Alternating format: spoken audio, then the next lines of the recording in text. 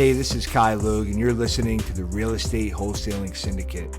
I designed this podcast to get you real, actionable information that you can apply directly into your wholesaling business. There's no fluff, no bullshit, just real advice and real strategies from the best investors and wholesalers in the game.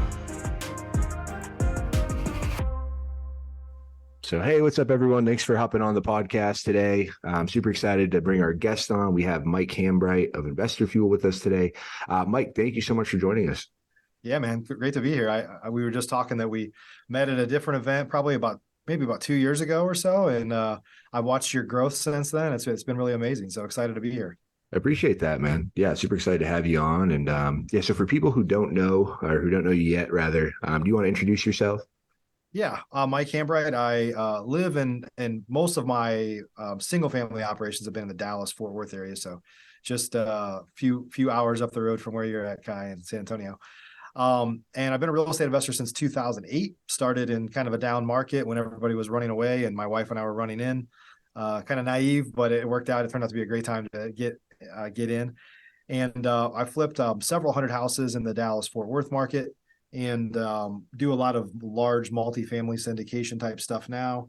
I do a lot of things like services around the pro investor too. We run an agency called Investor Machine where we do done for you lead generation for kind of the pro level investor. And then I run Investor Fuel, which is a mastermind for professional real estate investors. We have a few different groups, but for the most part, have a couple hundred members around the country that we kind of all focus on improving each other's businesses and kind of doing life together. We do some travel stuff and other things like that. So kind of pretty vibrant community of pro level investors and entrepreneurs that, like to get around people that kind of get us because we're a little weird. 100%. No, that's great. It's all about community and getting around the right people. And because I mean, entrepreneurship, it can be real lonely. Oh yeah. It's a roller coaster, right? Like, financial roller coaster, emotional roller coaster, especially when you're newer. Even when you grow a larger business, you have the ups and downs might be steeper, and you have different problems to deal with. But I think it's a great business. It's been a great business for me, and it's had its ups and downs. But I wouldn't have it any other way, I guess. I love that. So, what made you decide to get started on your journey during 2008? What made you pick real estate? Yeah. So my story really is I'll try to give the fairly brief version, but I was the first person in my family to go to college at all, and thought that I needed that. I kind of grew up in the Midwest and in the Rust Belt, if you will, and just wanted to get out. And so I didn't really know exactly what I wanted, but I wanted something other than just kind of staying where I was at.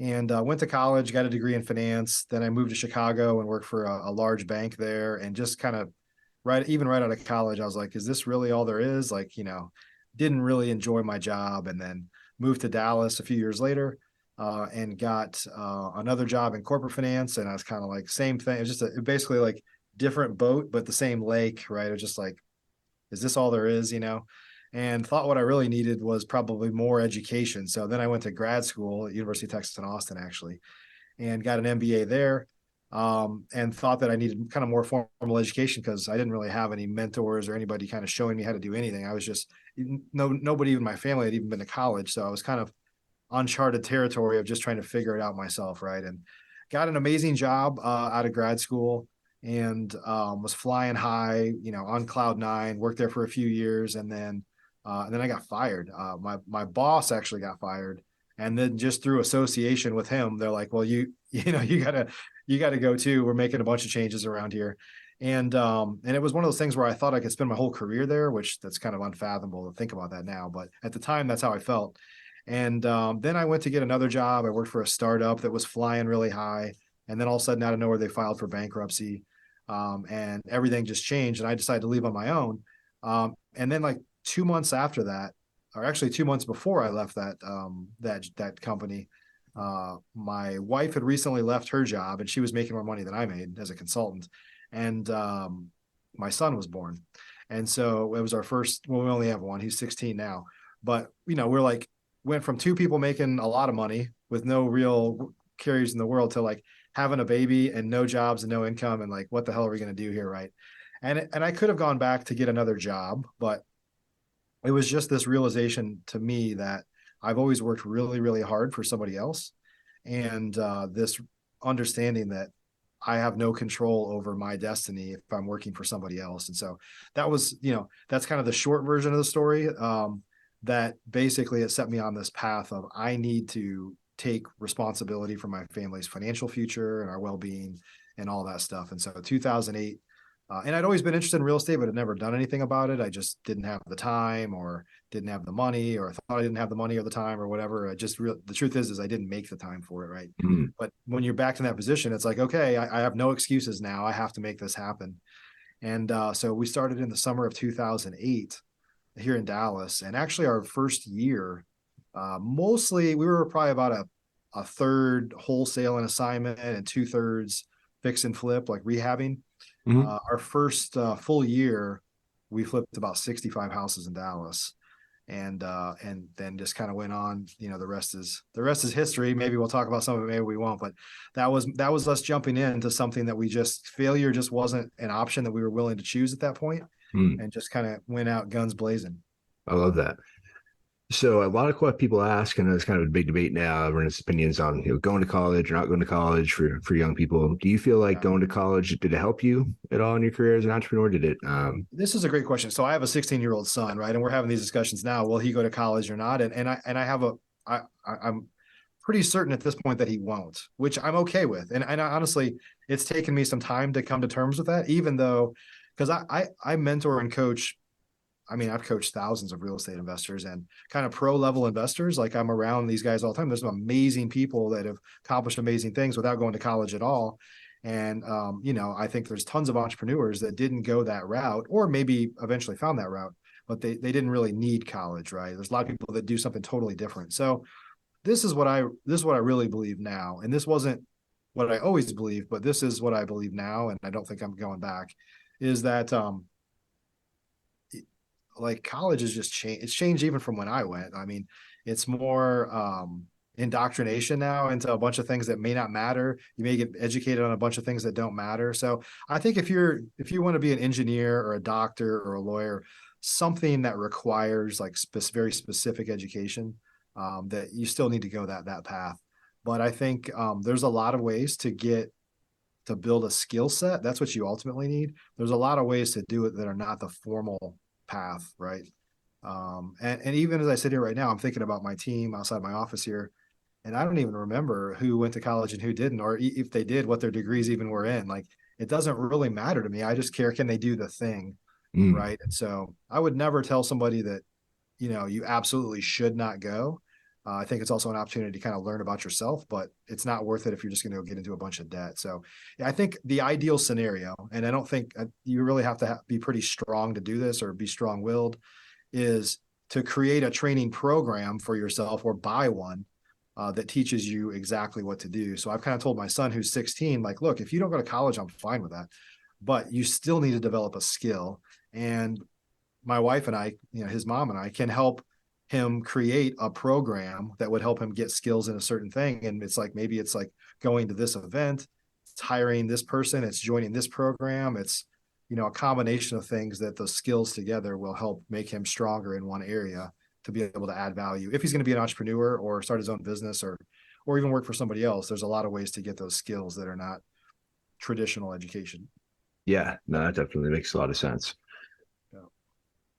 Awesome. So take us back. So it's 2008. I mean, it's huge life change. You have baby on the way. Both aren't working. What made you decide to go all in entrepreneurship at that time, and as opposed to, I feel like a lot of people would be like, oh, I need to just get a job right now.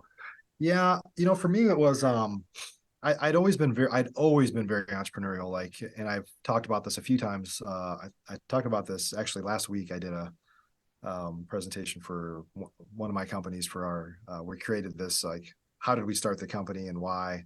And I kind of just like, let me take it from being when I was like 5 years old is what I remember.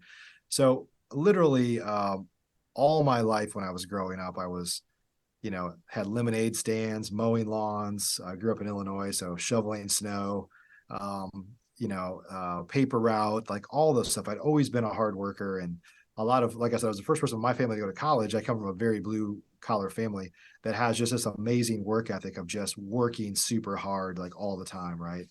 And so I'd always been very entrepreneurial, there's no other entrepreneurs in my family really.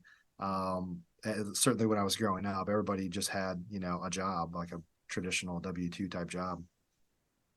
And I think it just got to the point to where I worked for large companies, but they were entrepreneurial in nature.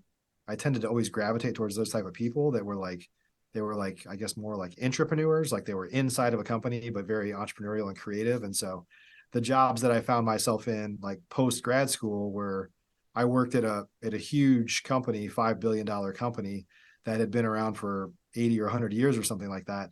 But I was working on projects that were kind of skunk works that were like, we're going to change the company. Like we have this whole past, but we need to get creative about where we're going from here. So it was more like a strategy type job, I guess.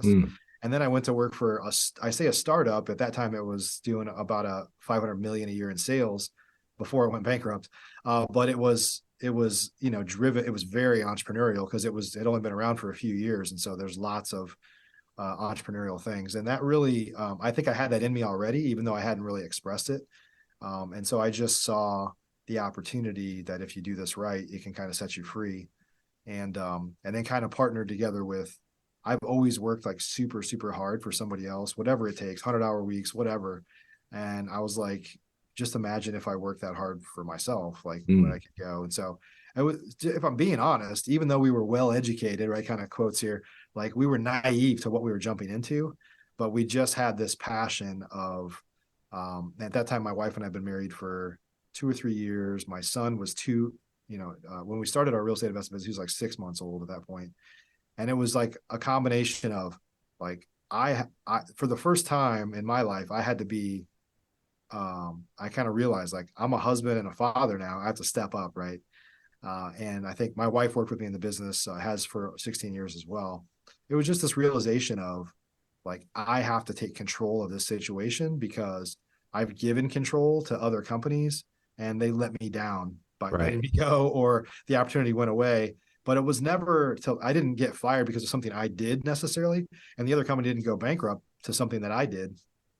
It was just this realization of I could work really, really hard and go all in and still lose from something that I had nothing to do with. Right. I mean, you could do that as an entrepreneur as well, but you definitely have way more control over your success or your destiny. And so it was just, the timing was right. And I'd always been interested in real estate investing. I'd been to like a weekend boot camp before, but didn't do anything with it because I just didn't have, in my mind, I didn't have the time, or I didn't have the money or time. I think if you're looking for excuses, you can always find them. Right. And then I got to a point where I couldn't make any more excuses and I needed to do something. And that changed everything for me. That's good. Yeah, that's great. Yeah, I feel like a lot of people struggle with that. Like, oh, I want to stay with the W-2. I want to stay with the job because I have all this security, and security is a basic human need. It's something everybody wants. Some value it higher than others. But I feel like when you realize, I mean, just because you have a W-2, you're working for a company doesn't mean you have security. Yeah. It's definitely eye-opening.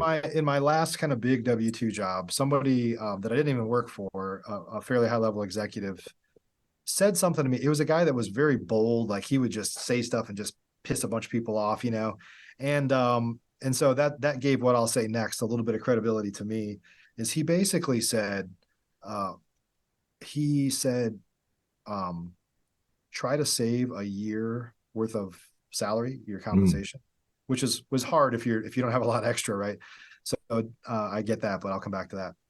And basically you just make different decisions. So you can essentially say fuck it a lot more because you're not going to you're not beholden to somebody, or they're like, I need you to do this or that. And it's against your, morals or something you don't even want to do. Cause you're like, I need this money. If you can get to a point to where you have some cushion, then you can say fuck it and take more risks. Right. And so I think that's kind of where I am in my business now, is I've been doing this for 16 years. I mean, I don't say this from a place to brag, but I don't really need to work anymore. So now everything I do are like going all in on stuff because I'm not worried about paying the bills anymore. Right. And I think that's where I want your listeners to get to, or all the people that I coach and mentor and stuff like that. Let's like get to a point to where you're not living in fear anymore, and you're have this abundant mentality. And part of the way you get that abundant mentality is you have some cushion between you and ultimate failure, to where, the worst thing that could happen to you is not that bad, Right. No, I love that. So the question is, how do you get there? Right. And so I think sometimes for people that are listening, it's like, I know you partner and stuff with people on deals too. It's like, look, if you don't have the means to say, fuck it, and you don't have that cushion yet, or you can't quit your job, like and just go all in on real estate, then partner with people, like find ways to add value. There's this kind of saying about, or I don't know what the exact quote is, but if you come home from work and you're working for somebody else, or you're in a W-2 and you don't like it, by the way, I want to be careful to not say, if you love your job, you should stick with it. I have employees that work for me. So I have, I don't want them to, if they want to leave and they want to do their own thing, that's fine. And I'll support that. But there's nothing, it's not like evil to work for somebody else. Right. But if you're doing something that you hate, and you want a way out, you shouldn't be giving your very best hours to somebody else to help build their dreams ultimately. Right. You should come home and not flip on the TV, or not like do whatever, right? Be willing to put in the hours it takes to build your dreams, because that's how it has to happen for you, maybe, right? 100%. Yeah. And I feel like I'm kind of blessed myself for like never having a good job or working for a good company, and kind of like forced me to be an entrepreneur. But yeah, 100%, you have a good job and you're happy. Yeah, I get asked that. I've been asked that question all the time. I'm sure you do. Like, should I quit my job to get started in real estate? And I used to say, I'll say this, like, I know, because I have we don't do a lot of episodes anymore under the Flip Nerd brand, but I actually had the 6th real estate investing podcast online. We've done over 1,500 video podcasts over the years. And we still do a few here and there. But it's just less consistent. It used to be like 3 a week. So they're actually coming up on the 10-year anniversary. And so when I started, there were literally 6 real estate investing podcasts. And now there's, I don't even know, thousands probably, right?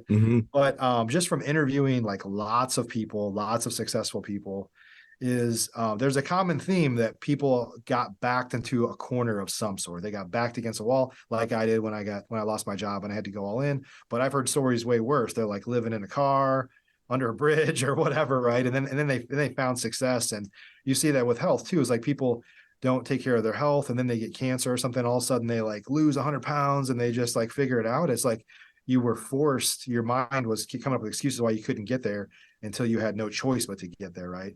And so I don't think that people should just go quit their job and go all in, although I've seen a lot of successful people that burn the boats have a tendency to be more successful.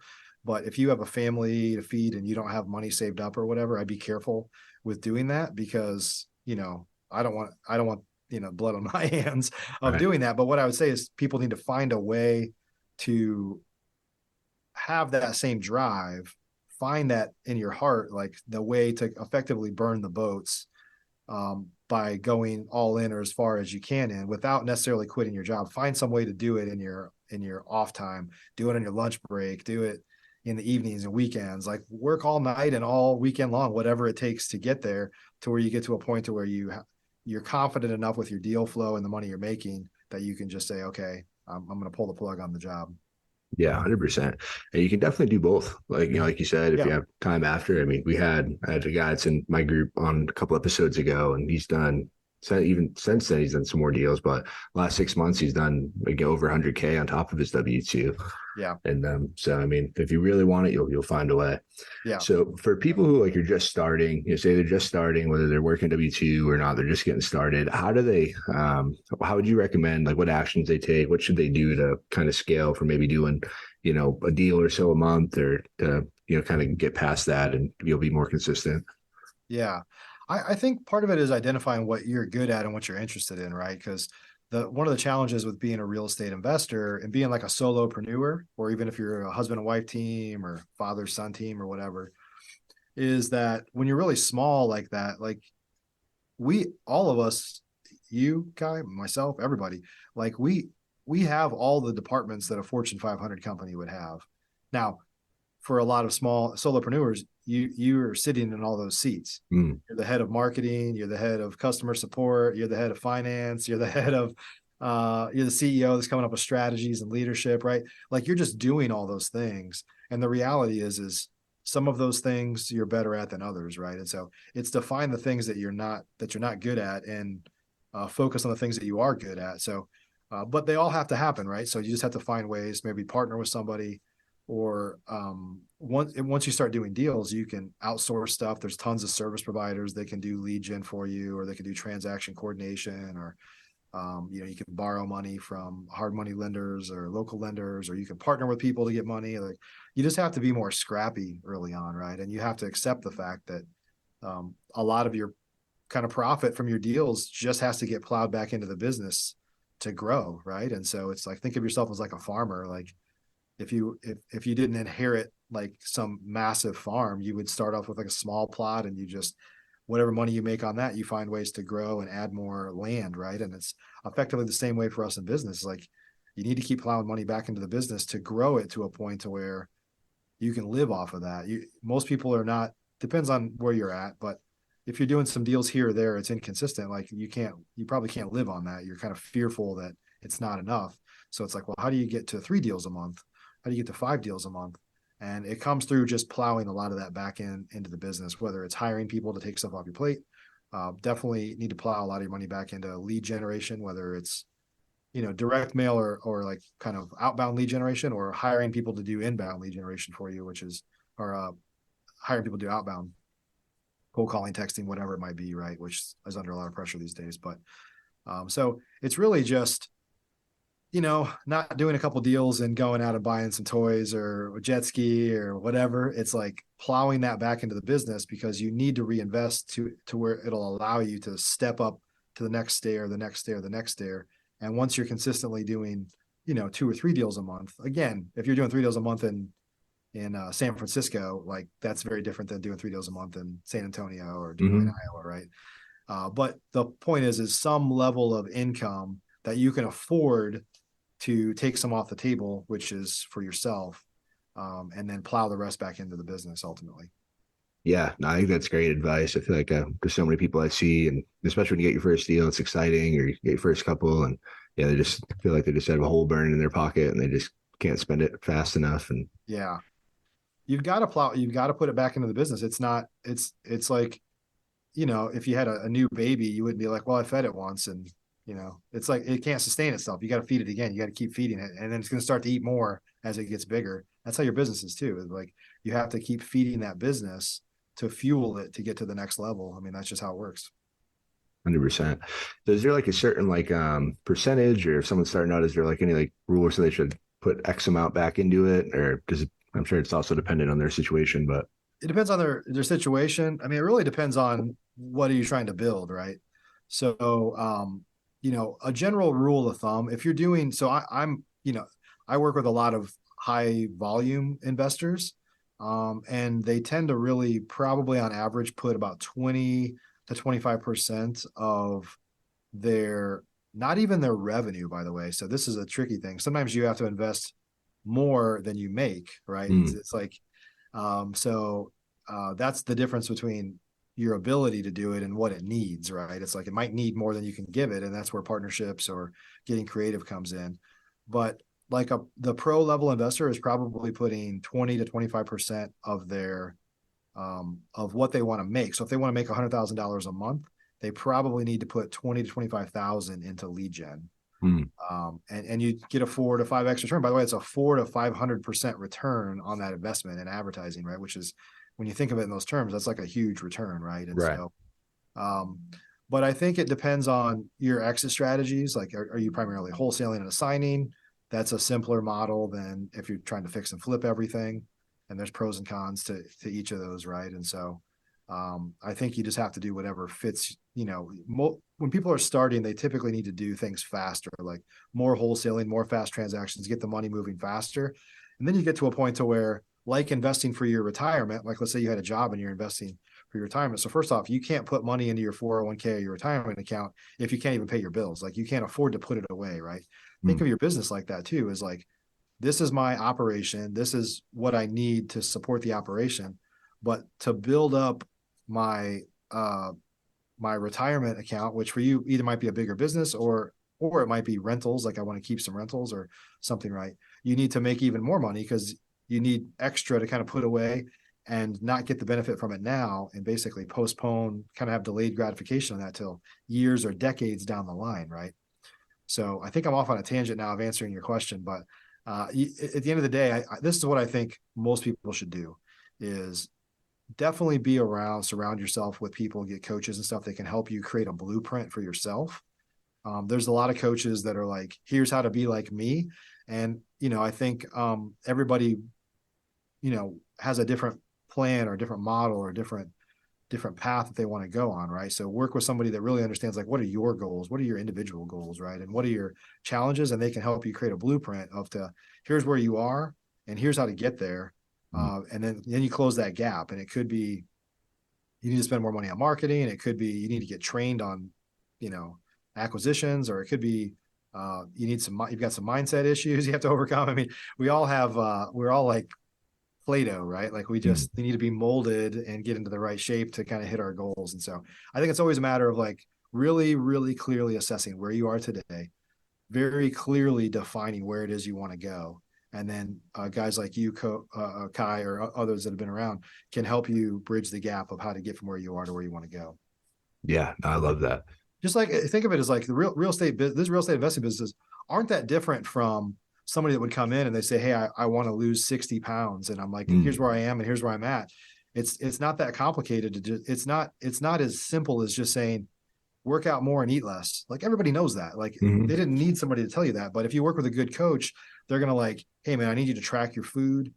This is exactly what you need to eat. This is exactly what you need to exercise by day. Like they're going to really come up with a detailed plan. Like it's a lot of real estate investors are just winging it. And they're like, yeah, I'm going to eat better and work out more, which means I'm going to hustle harder. I'm going to drive for dollars more. I'm going to do this. And you can make some progress.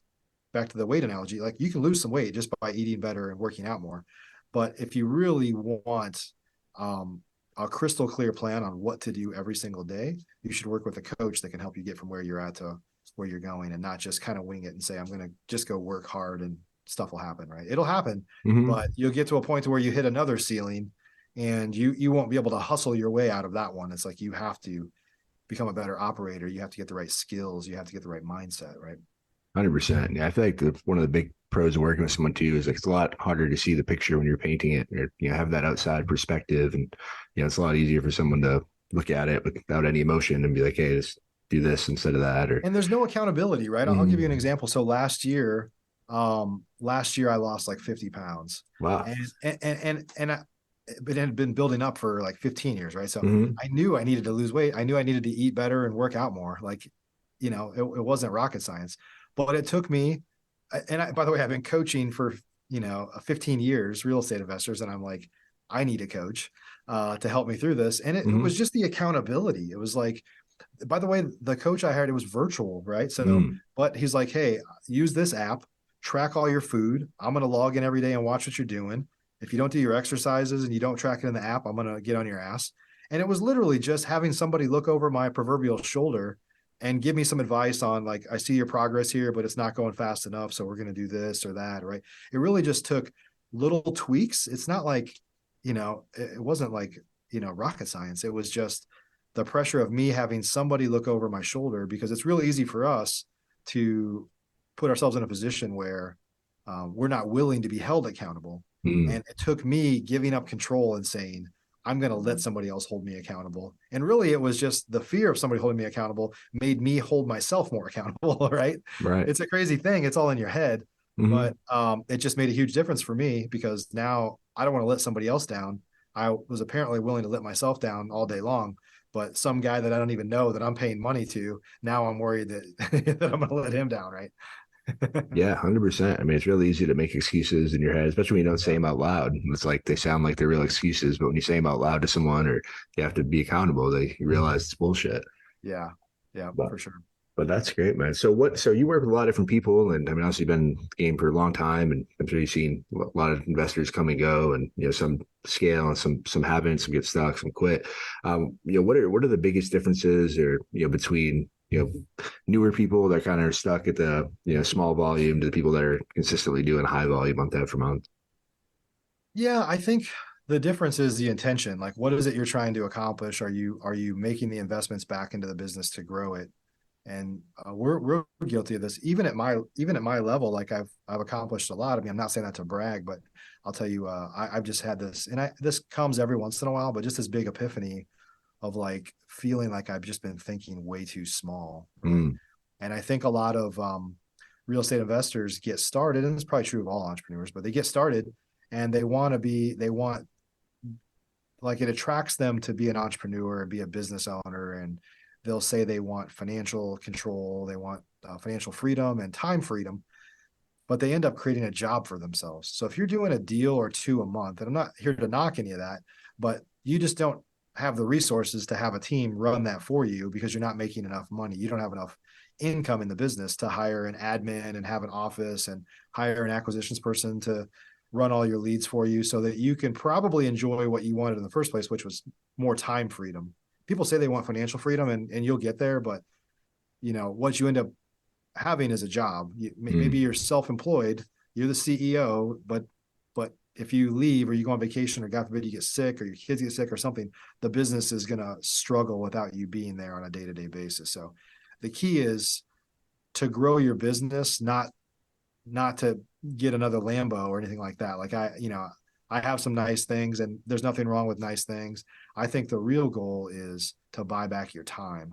And the only way you can buy back your time is generally with money, and that money's got to be profit in your business. And so if let's just say you're doing 2 deals a month and you're making, make it up, just $15,000 a deal, and you're making $30,000 in revenue, $360,000 a year. Now you probably have some costs in your business, right? That's not all profit. But what happens is sometimes people are used to making $60,000, $80,000, $100,000 a year in a job, and now they're making a little bit more than that in their business, but they're a slave to the business. So now they just have a job. Like their card might say CEO, but they're like chief bottle washer too, right? They're like doing everything. The only way to get yourself out of that position, and back to the org chart, if you think of the marketing department, the sales department, the HR department, finance and accounting, is you have to start buying back your time by saying, hey, right now, like in my instance, it would say me over all those seats. If I looked at an org chart, like I've got CEO, COO, marketing heads, chief marketing officer, chief sales officer, whatever. You got all those things. If your name's on all of them, the only way to get out of it is to pay for those positions. Right now, you're a really cheap employee. You've got like 6 jobs and you're making more money than you ever made, but you're doing everything. And if something happens to you, you're out of business and your family's fucked. Right. Right. So the key is, how do I go? Okay, I need a chief marketing officer. I need somebody to manage my marketing in my business. And that's going to cost me, make it up, $60,000 a year. I mean, you're not going to hire a Fortune 500 CMO for $60,000, but you might be able to handle somebody to do it, or outsource it to a service that's going to do it for $60,000 a year. Right. But in order for you to do that, you have to be willing to forego $60,000 a year to fill that role, and basically just buy back your time and plug somebody else in. Right. So the goal is not just to like, hey, you have to be making $500,000 a year before you go buy back all your time in those seats and hire people to do it. And now you're not making $500,000 a year anymore. You're only making 100,000 because you're spending 400,000 on overhead. That's not the goal.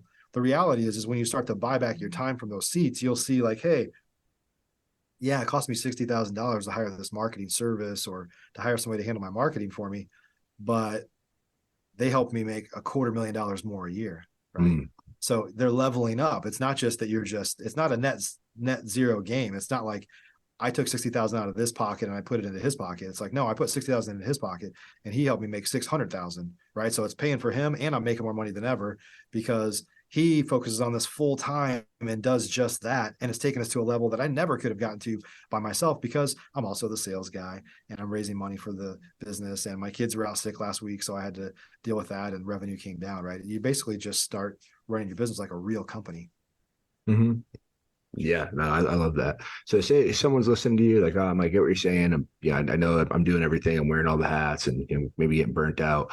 How do they know which positions to hire for first? So it depends on what you're good at and what's taking up a lot of your time. What's stuff that you're doing right now that is not revenue generating. So there's a lot of just administrative crap we have to deal with as an entrepreneur that doesn't really add any revenue. That's probably the first stuff to go, right? And so it's pretty common in real estate investing that the first 2 positions that you would hire are an executive assistant or an admin to handle a lot of the administrative work. Most people that are attracted to real estate investing tend to not be detail oriented. Right. And so it's probably best to hire somebody to handle a lot of the crap that just weighs you down, that you hate doing. Right. And then the second one is acquisitions manager, somebody to kind of work your leads for you and be following up with sellers and trying to get contracts. And so the challenge for a lot of real estate investors is they're good at that. Probably, I'm guessing a lot of people that are in your program are like sales oriented, hustle type tactics, right? And they tend to be good at that. So you can look at it two ways. One is you can say, well, I'm really good at that, so it's the last thing I'm going to give up. Or you can say that I'm really good at it, so I'll be really good at training somebody to do that. If you find yourself that you're really good at it, it's probably taking up all your time too.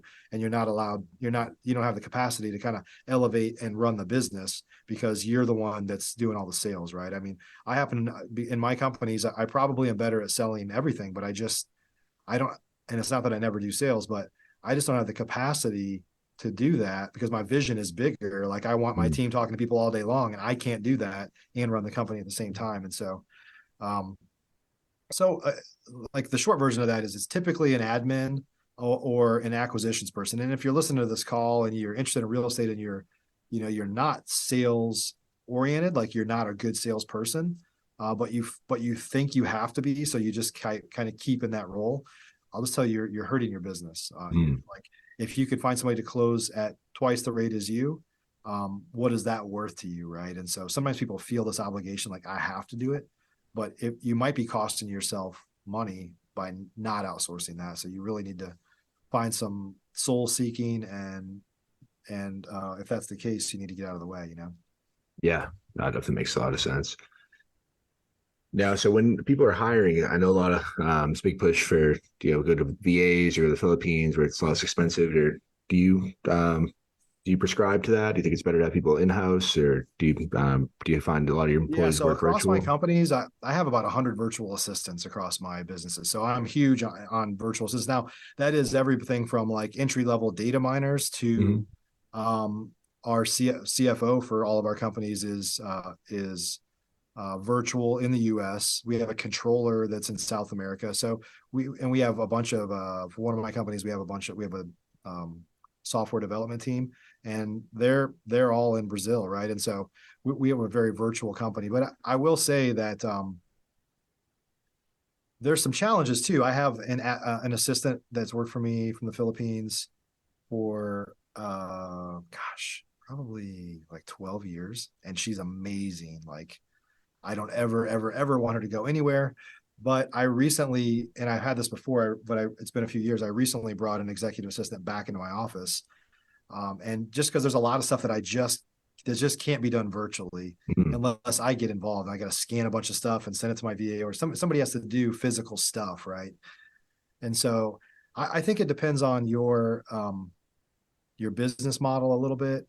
And a big thing, I think a lot of people hire virtual assistants and they just assume that they just threw money at it, but they don't train them properly. They don't have checks and balances in place. They don't have normal meetings with them. And then they're like, I hired a virtual assistant and they couldn't do the job, or it didn't work out. And it's like, whenever I hear that, I know that it was like, it was probably a management issue, right? Right. And I get it. It's hard. I mean, I'll be honest. I have a couple of sizable companies now, and I'm not a great manager. I usually try to bring somebody else in to be more of the day-to-day management because I'm just flying by the seat of my pants, and I'm not necessarily getting down into the weeds, or I don't like to, at least. But I think virtual assistants are amazing. I think that's where most people should start. It'll actually take a tremendous amount off your plate, but you'll get to a point to where you've got a bunch of closing docs that need to be signed, and it's in person, right? Or you've got to get something notarized or whatever. And that stuff is just hard to do through virtual assistants. You kind of need somebody in your office to help with some of those things. So probably first level is virtual is fine. It'll get you, 70% of the way there. And if your revenue allows it, getting somebody in your office that can be, I'll say this too, there's a little bit of difference between an admin and like an executive assistant, right? If you hire somebody that's truly more of an executive assistant and your business can't afford an operations manager yet, that executive assistant in your office can really be like quasi operations manager too, that can handle stuff with your rehabs. If you're doing rehabs, they could probably help you with dispo. Like there's things that they could do that just an entry level admin wouldn't be able to do probably. That makes a lot of sense. Awesome. Well, I think that's some great tips. I know I've gotten a lot of value out of it. Is there any other thoughts you have, any other tips for people that want to scale? I think the big thing is just being very, very clear and intentional on what it is that you want to accomplish, right? So really, really clarifying, I'll say how much revenue you want to make, but how much revenue, what's the profit from that? And then building a plan to get there. Because I think I've seen a lot of real estate investors like, I want to make this. If you think of like a recipe, right? Let's say Christmas is coming up here. I don't know exactly when you're going to release this, but Christmas is coming up. I was talking to my wife last night because we're hosting our family Christmas dinner at our house. And I started to write down what I was making and how much I needed of like, well, I need, a gallon of this, or I need that, right? You start coming up with the recipe and the quantity that you need in order to get to my end result of having an amazing Christmas dinner at our house for our family, right? Your business is the same thing. If you're like, this is what I need, this is what I need is $250,000 a year, just make a number up, $100,000, whatever you want the number to be. And you have to think of, well, how much of all these things do I need to get there? How much lead gen do I need? Who's going to do this? And what's that going to cost me? And basically your business is just a recipe. So let's just say your cupboards are bare right now. You don't have anything and you're going to cook this amazing dinner, or you're going to make $100,000 a year. You're like, okay, well, if I make 10,000, let's just use $100,000 a year and just make a super simple example of that you make $10,000 per wholesale deal you do. Just keep the math simple here. Okay, well, I need to do 10 deals in the next year. And in order to do a deal, I need to get 15 leads, right? So now you need 150 leads for the year, 15 for each deal times 10, right? And you just kind of back into what are the ingredients basically to get me to where I want to be, and lay that all out. And if you're brand new, you probably need to sit down with somebody, a coach or a mentor or somebody else that they can help you, because you're just making assumptions, right? On how much you're going to make and what are the ingredients that go to it? Like, what are the leads that go into it? How much time do I need for these things? And just lay out, these are all the ingredients I need to hit my goal, and make it very clear. And then the big thing is taking that annual goal and breaking that down into a weekly goal to basically say, essentially, what do I need to do today to make sure that I hit my annual goal? Because sometimes people, it's the worst around this time of the year, because people are like, hey, in 2024, I'm going to lose 30 pounds. And they write it down somewhere, or maybe they don't even write it down, post it on social media as if that's going to make it happen. Right. And then they don't really evaluate it again until like end of the year next year. And they're like, oh man, I only lost 10, but they really didn't do anything the whole year. You got to look at like every single day. What do I need to do today to hit my weekly goal? And if I hit my weekly goal, then hopefully I'm on track to hit my monthly goal. If I hit my monthly goal, then I can hit my quarterly goal. And literally, these are just stepping stones. Every day is a stepping stone. Are you doing the actions and the activities to help you get to doing 10 deals a year, right? I love that. Yeah, I think that's all. If you can get the daily stuff down and you just win the day, I think tomorrow's going to take care of itself. Absolutely. Man, so that was great, Mike. Man, I really appreciate you coming on. Like I said, I got a bunch of value. I know everybody else will too. What's the best way for people to get connected with you and learn more about what you're doing? Yeah, I'm super active on Facebook, probably more than I should be. So you can find me, just look up Mike Hambright on Facebook. I try to post some inspiration almost every day, and I've got a lot of content that I put out there. If you're interested in learning more about Investor Fuel, which is our mastermind, really more for the pro level investor, you can just go to investorfuel.com. Awesome. Well, Mike, thank you again for coming on, man. I really appreciate you. Yeah. Thanks for the opportunity, buddy. Great to see you. Hey, this is Logue. Thank you for listening to the podcast. I truly appreciate you.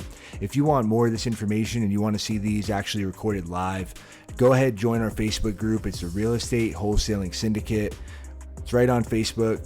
Google it, you'll find it. Type it on Facebook, you'll find it. I look forward to seeing you guys in there. We give a ton of free information in there, a bunch of free trainings, free courses. You get all the scripts, contracts, everything you need, A to Z, absolutely free. And I look forward to seeing you all in the group.